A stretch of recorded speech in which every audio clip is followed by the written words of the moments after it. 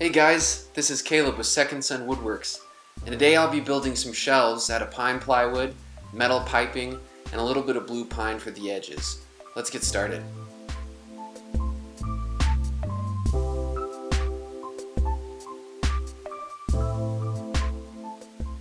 As you can see here, I clamped together 3 pieces of 3/4 inch plywood that I picked up at Home Depot.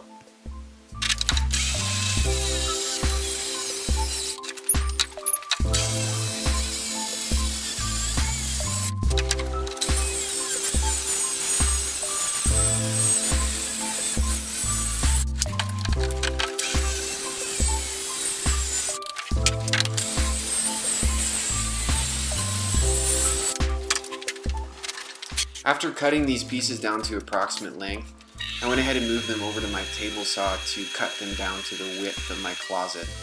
I also made sure to set aside the scraps from these cuts because the scraps will be used to mount the shelves in the closet. You'll see later in the video.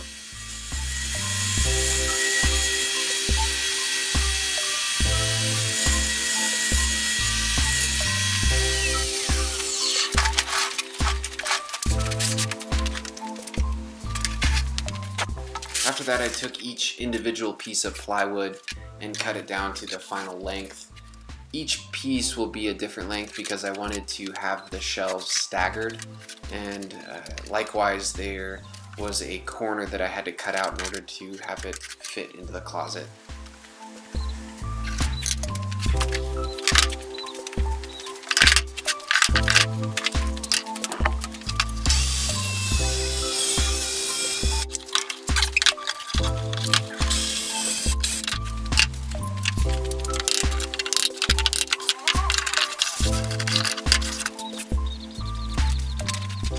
Since the closet bar would be anchored to the top shelf, I went ahead and used the bar itself to measure out the overall length the top shelf would need to be for the final cut.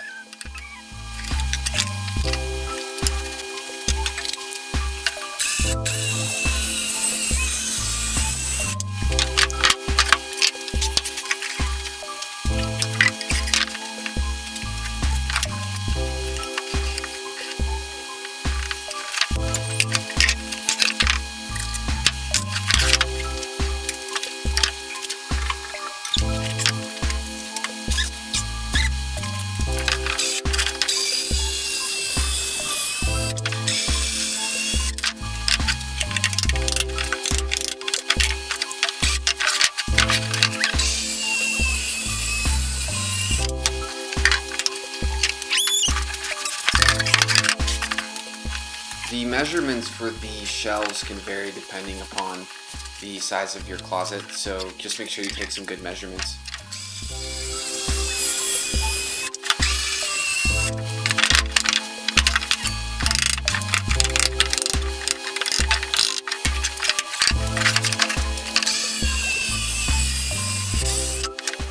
Then I took those scrap pieces of plywood and cut them down to the length of the shelves. Then after that I took some scrap pieces of blue pine that I had left over from another project and I planed them down so that they'd be nice and smooth.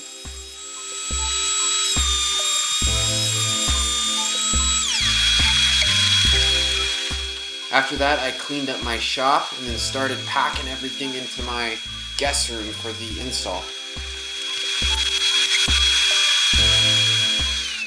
Once I got all the materials into the house, I went ahead and removed the old shelving unit.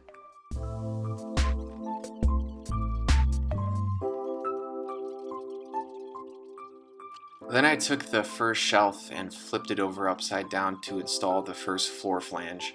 The majority of the floor flanges that I used were black, but they ran out of the black 3/4 inch flanges at the store, so I had to buy a few of the stainless steel ones. I installed these on the bottom side so that nobody could see them. From there I flipped the shelf over after I installed the second floor flange, flipped the shelf over, and then I leveled out the shelf, and while I was holding it at a level spot, I drew some lines underneath the plywood to mark out where I would be hanging the scrap pieces of plywood that the shelf would actually sit on.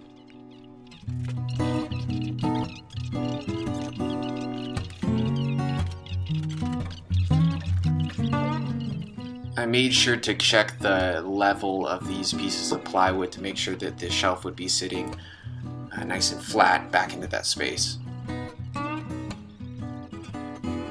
Then I attached the bottom floor flange to the floor and then drilled out a couple pocket holes on the back side of the shelf to screw the shelf to the support beams that are underneath.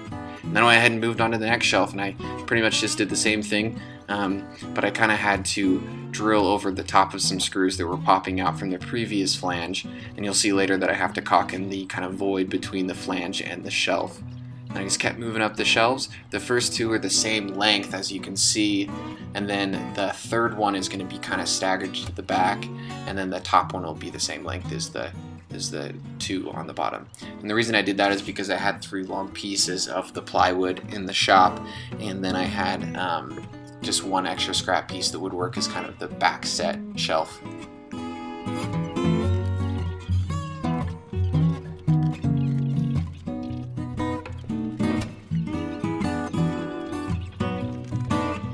When I went to install the second shelf, I quickly realized that the screws were going to be coming right through the top, and there wasn't going to be an additional floor flange that I could use to cover it up like I did in the previous shelf or on the previous shelf. And I didn't have any other screws in my shop that were shorter, so I tried to chop them off, as you can see, but that didn't really work out. And I didn't want to go to the hardware store, so what I went ahead and did is use a piece of pine that I had left over to kind of cover it up. I cut the piece of pine down, you'll see here in a second, and then I attached it to the top and kind of in order to hide the screws that are popping out. And then I will caulk around this later in the project and then paint it over. So.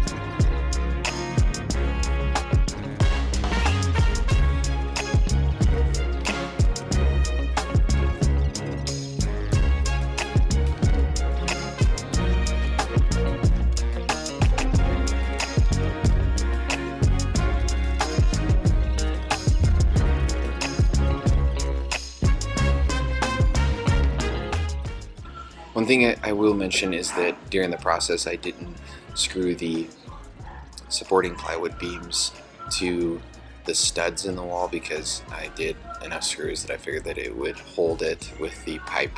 If you do want to do it into the studs, I would recommend getting a stud finder.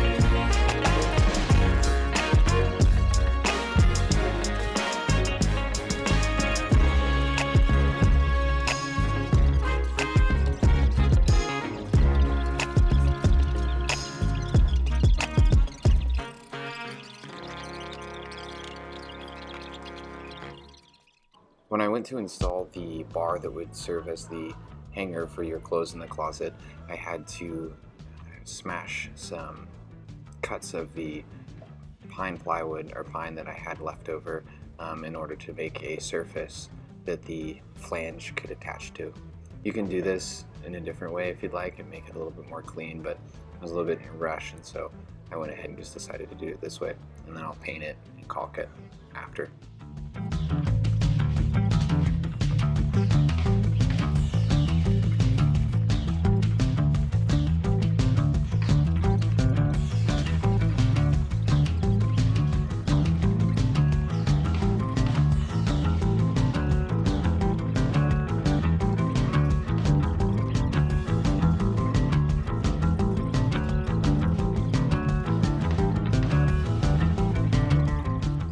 After finishing the build, I went ahead and started caulking everything. Since I'll be painting the entire plywood surface white, I went ahead and did as much caulking as I could so that it all looked nice and smooth.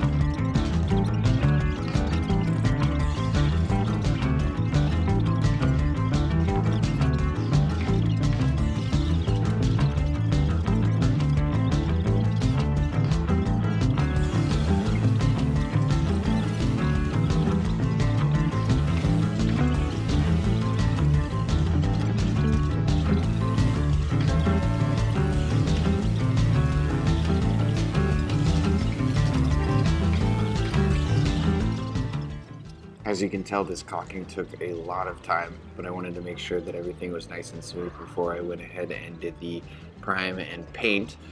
That way the shells will look nice. You can do this differently if you'd like, but I figured why not fill in all the holes.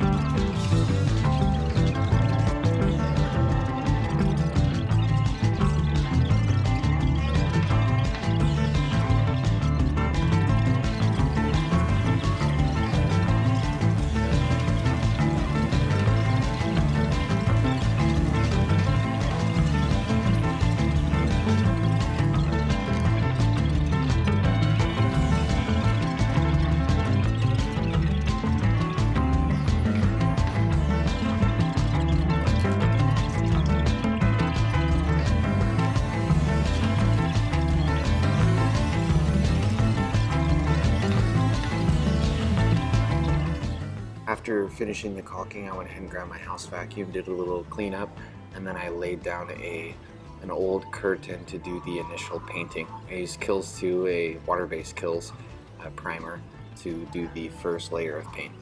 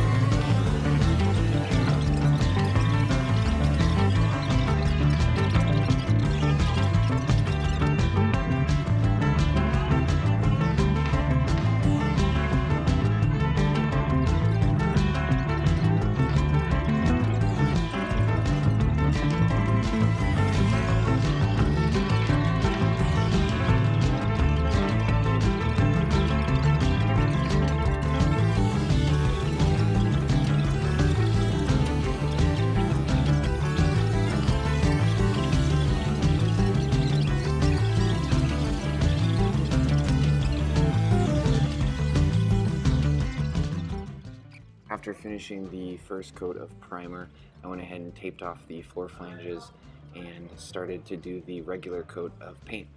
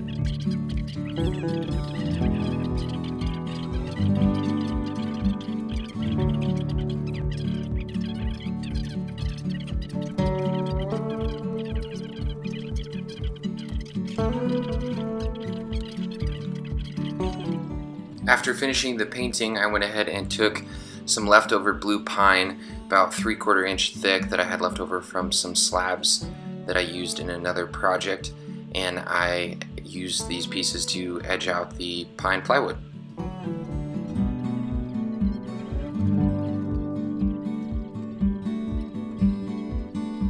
After cutting down the pieces of blue pine to the length of each of the shelves with a mitered outer corner, I used my finish nailer to attach them to the plywood.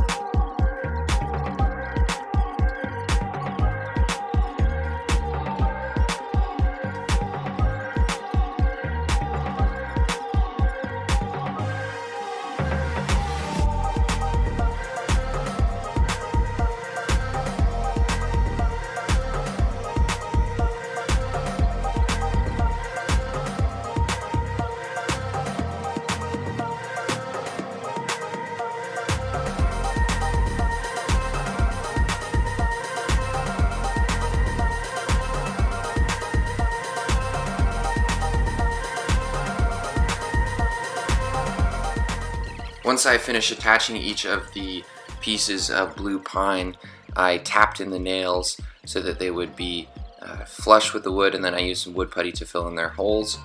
And then after that, I oiled up the wood with some linseed oil.